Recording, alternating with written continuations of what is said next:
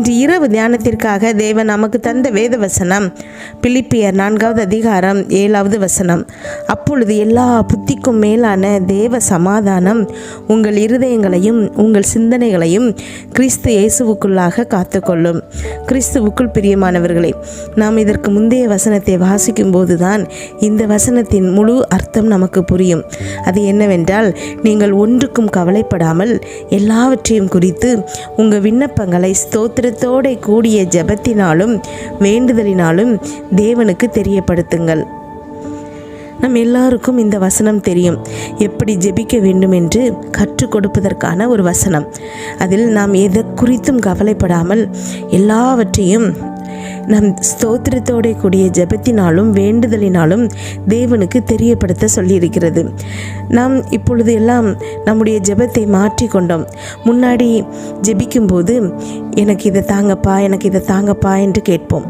ஆனால் இப்பொழுது எனக்கு இதை தந்திருக்கிறமைக்காக உமக்கு நன்றி ஏசப்பா, எனக்கு இந்த ஆசீர்வாதத்தை தந்திருக்கிறமைக்காய் நன்றி ஏசப்பா, என்னை முழுவதும் ஆசீர்வதித்திருக்கிறமைக்காய் உமக்கு நன்றி ஏசப்பா என்று நம்முடைய ஜெபத்தை நாம் மாற்றிவிட்டோம்.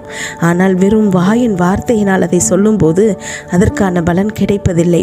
அதற்காக தான் இந்த வசனத்தை நாம் கரெக்டாக ஜெபிச்சிருக்கோமா என்பதை செக் பண்ணுவதற்காக தேவன் கொடுத்திருக்கிறார். நாம் எப்பொழுதெல்லாம் ஜெபம் செய்து முடிக்கிறோமோ, அது ஒரு 5 நிமிடமாக இருக்கலாம், 1 மணி நேரமாக இருக்கலாம், இல்லை 2 மணி நேரமாக இருக்கலாம். ஆனால் ஜெபம் செய்து முடித்தவுடன் நம்முடைய இருதயத்தில் எல்லா புத்திக்கும் மேலான தேவ சமாதானம் நிரம்ப வேண்டும். அதை நாம் கிறிஸ்து இயேசுவுக்குள்ளாக காத்து கொள்ளும்போது நாம் வேண்டியது அனைத்தையும் தேவன் நமக்கு செய்ய வல்லவராய் இருக்கிறார். எல்லா புத்திக்கும் மேலான தேவ சமாதானம் என்று போடப்பட்டுள்ளது. நம்முடைய சுய புத்தியினால் இதை செய்து விடலாம், அதை செய்து விடலாம் என்று யோசிக்காமல் தேவன் மேல் நம்பிக்கையாய் இருக்கக்கூடிய சமாதானம்.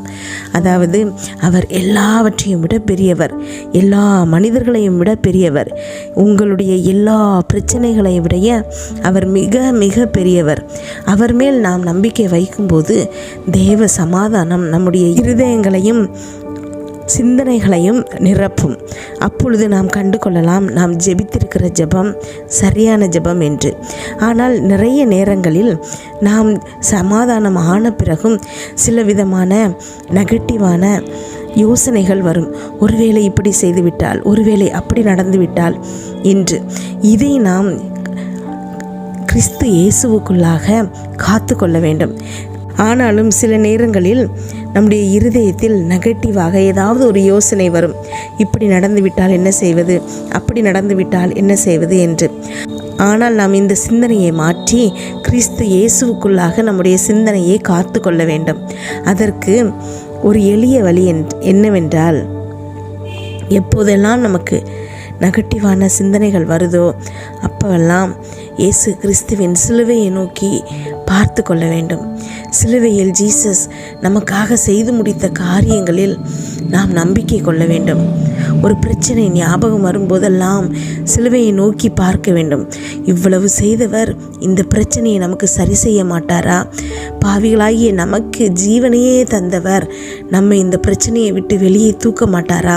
அவரால் செய்ய முடியாத காரியம் ஒன்றுமே இல்லையே என்று அந்த சிலுவையை நாம் நோக்கி பார்க்கும் போதெல்லாம் நம்முடைய இருதயம் சமாதானத்தால் நிரப்பப்படும்.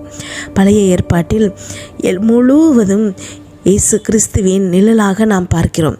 இஸ்ரவேல் ஜனங்கள் கொள்ளிவாய் சர்ப்பத்தினால் கடிபட்டு மாண்டு போகும்போது சிலுவை, அதாவது நிழலாகிய சிலுவை வெண்கல சர்ப்பத்தை நோக்கி பார்த்தவர்கள் அத்தனை பேரும் பிழைத்தார்கள். வெறும் நிழலை பார்த்து அவர்களே பிழைக்கும் போது நிஜமான சிலுவை நமக்கு கொடுக்கப்பட்டுள்ளது. இயேசு கிறிஸ்து சிலுவையில் நமக்காக ஜீவனை கொடுத்தார். அந்த சிலுவையை நாம் நோக்கி பார்க்கும்போது நம்முடைய இருதயம் தேவ சமாதானத்தால் நிரம்பும். என்ன பிரச்சனை என்றாலும், எவ்வளவு பெரிய பிரச்சனை என்றாலும், எவ்வளவு சிறிய பிரச்சனை என்றாலும், சிலுவையில் உங்களுக்காக தேவன் இயேசு கிறிஸ்து செய்து முடித்த காரியத்தின் கீழ் அந்த பிரச்சனையை வைத்து விடுங்கள். பின் அதை குறித்து ஒரு கவலையும் படாமல் ஸ்தோத்திரம் மட்டும் சொல்லிக்கொண்டே இருங்கள். பிரியமானவர்களே, அனைத்தும் சரியாகிவிடும். ஜெபிப்போமா? எங்கள் அன்பின் பரலோக தகப்பனே, இன்று முழுவதும் என்னையும் என் குடும்பத்தில் இருக்கிற ஒவ்வொருவரையும் பாதுகாத்தீங்கப்பா. உண்மை நன்றியோடு துதிக்கிறோம், ஸ்தோத்திரிக்கிறோம். என்னோடு ஜெபித்து கொண்டிருக்கும் ஒவ்வொரு பிள்ளைகளையும் உங்கள் கருத்தில் கொடுக்குற ஏசப்பா, இந்த பிள்ளைகளை எல்லாம் பாதுகாத்தல்லுங்க ஏசப்பா. எங்களுக்காக நீங்கள் கொடுத்த வசனத்திற்கு நன்றி ஏசப்பா. எங்களுடைய ஜெபம் அப்பா எங்கள் இருதயத்தில் சமாதானத்தை கொண்டு வரத்தக்கதாக இருக்கணும் ஏசப்பா. அமேன். விசுவாசத்தை துவக்குகிறவரும் முடிக்கிறவரும் நீராக இருக்கிறபடினால் எங்கள் இருதயம் முழுவதும் ஏசப்பா உங்களுடைய விசுவாசத்தினால் நிரம்பணும் ஏசப்பா. அப்படின்னா நாங்கள் ஜெபிக்கும்போது அமேன் ஸ்தோத்திர ஏசப்பா எங்கள் இருதயம் சமாதானத்தினால் நிரம்பும்பா. தேவ சமாதானத்தினால் நிரம்பும் ஏசப்பா. சிலுவையில் எங்களுக்காக நீங்கள் செய்து முடித்த காரியங்களுக்காக நன்றி ஏசப்பா. இன்று என்னோடு ஜெபித்து கொண்டிருக்கும் இந்த பிள்ளைகள் அப்பா முழுவதும் ஒப்பு கொடுத்து சிலுவையில் அப்பா அவர்களுக்காக நீங்கள் செய்த காரியங்கள் கீழ் பிரச்சனைகளை நாங்கள் வைக்கிறோம் ஏசப்பா. இனி இதை குறித்து நாங்கள் கவலைப்பட மாட்டோம் ஏசப்பா. எப்பொழுதுதான் இந்த பிரச்சனை குறித்து எங்களுக்கு பயம் வருதோ நாங்கள் சிலுவையை நோக்கி பார்ப்போம் ஏசப்பா. ஆமென் ஸ்தோத்திர ஏசப்பா. நன்றி ஆண்டவரே. எங்கள் இருதயத்தில் சமாதானம் நிரம்பும் ஏசப்பா. எல்லா புத்திக்கும் மேலான தேவ சமாதானம் எங்கள் சிந்தனைகளையும் எங்கள் புத்திகளையும் நிரப்பும் ஏசப்பா. ஆமென் ஸ்தோத்திர ஏசப்பா. நன்றி ஆண்டவரே. அப்பா நீங்கள் எங்களோடு இருந்து செய்யும் காரியங்கள் பயங்கரமாக இருக்குன்னு சொல்லியிருக்கீங்கப்பா. அதற்காக நன்றி ஏசப்பா. எந்த பிரச்சனையை பார்த்து நாங்கள் பயப்படக்கூடாது ஏசப்பா. எல்லாவற்றிலும் மேலான அப்பா நாங்கள் உண்மை விசுவாசிக்கிறோம் ஏசப்பா. ஸ்தோத்திர ஏசப்பா.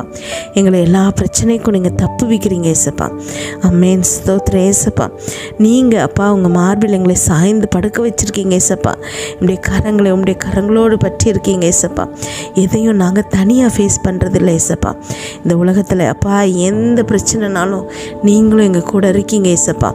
ஆமென். கோலியாத்தை தாவீது வீழ்த்த போகும்போது கோலியாத்தை விட பெரிய தேவன் அப்பா நீங்கள் தாவீது கூட இருக்கும்போது கோலியாத்தால் ஒன்றும் செய்ய முடியலப்பா.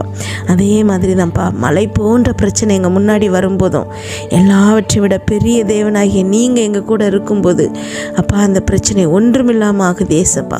என்னோடு ஜெபித்து கொண்டிருக்கும் இந்த பிள்ளைகளின் கண்ணீர் அப்பா இன்று துடைக்கப்படுவதற்காக நன்றி ஏசப்பா. அவர்கள் முன்னாடி நிற்கக்கூடிய மலை போன்ற பிரச்சனை இன்று ஒன்றுமில்லாமல் ஆக போகிறதுக்காக உமக்கு நன்றி ஏசப்பா. ஆமென். அந்த பிரச்சனை அப்பா ஸ்தோத்திர ஏசப்பா. அது என்ன மாதிரியான பிரச்சனையாக இருக்கலாம். பெரிய கடன் பிரச்சனையாக இருக்கலாம், நோயாக இருக்கலாம், சமாதான குலைச்சலாக இருக்கலாம், திருமணத்திற்கான தடைகளாக இருக்கலாம். எதுவாக இருந்தாலும் இப்பொழுது அது காணாமல் போகிறமைக்காய் நன்றி ஏசப்பா. நாங்கள் ஒருமனப்பட்டு ஜெபிக்கிறோம் ஏசப்பா. என்னோடு ஜெபித்து கொண்டிருக்கும் இந்த பிள்ளைகளுக்கு இருக்கக்கூடிய பிரச்சனைகள் இன்று இல்லாமல் ஆகிறமைக்காய் நன்றி ஏசப்பா. ஆமென். இயேசு கிறிஸ்து நாமத்தில் நாங்கள் ஜெபிக்கிறோம். ஆமென். இந்த மலை போன்ற பிரச்சனை அப்பா பெயர்ந்து சமுத்திரத்தில் தள்ளுண்டு போகிறமைக்காய் உமக்கு நன்றி ஏசப்பா. இருதயத்தில் கடுகளவு விசுவாசத்தோடு சொல்லும் போது அப்பா ஸ்தோத்திரம்.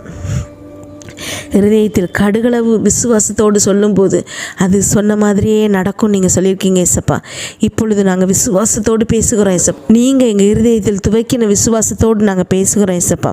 எங்கள் பிரச்சனை எங்களை விட்டு காணாமல் போகிறமைக்காய் நன்றி ஏசப்பா. ஆமென் ஸ்தோத்திர ஏசப்பா.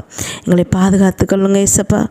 வீட்டை சுற்றி அப்பா உடைய ரத்தத்தை தெளிக்கிறோம். அதிலிருந்து புறப்படுகிற வல்லமை எல்லா தீங்கு பொல்லாப்பு பொறாமை எரிச்சல் கெட்ட ஆவிகள் பில்லி சூனிய மந்திரம் செய்வினை பாவம் சாபம் நோய் விபத்து எல்லாவற்றிலிருந்து எங்களை விலக்கி பாதுகாப்பதாக. இன்று இரவு நாங்கள் தூங்கும்போது சுகமான நித்திரை கொடுங்க, நல்ல சொப்பனங்களை கொடுங்கப்பா. நாளை காலை எழுந்திருக்கும் போது புதிய கிருபையாளங்களை தாங்குங்கப்பா. இதை கேட்டுக்கொண்டிருக்கும் ஒவ்வொரு பிள்ளைகளின் இருதயத்தையும் உடைய கிருபையினாலும் சமாதானத்தினாலும் பலப்படுத்துங்க.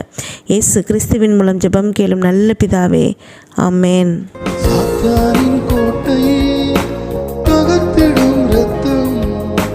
பரிந்து பேசிடும் உன் கல்வாரி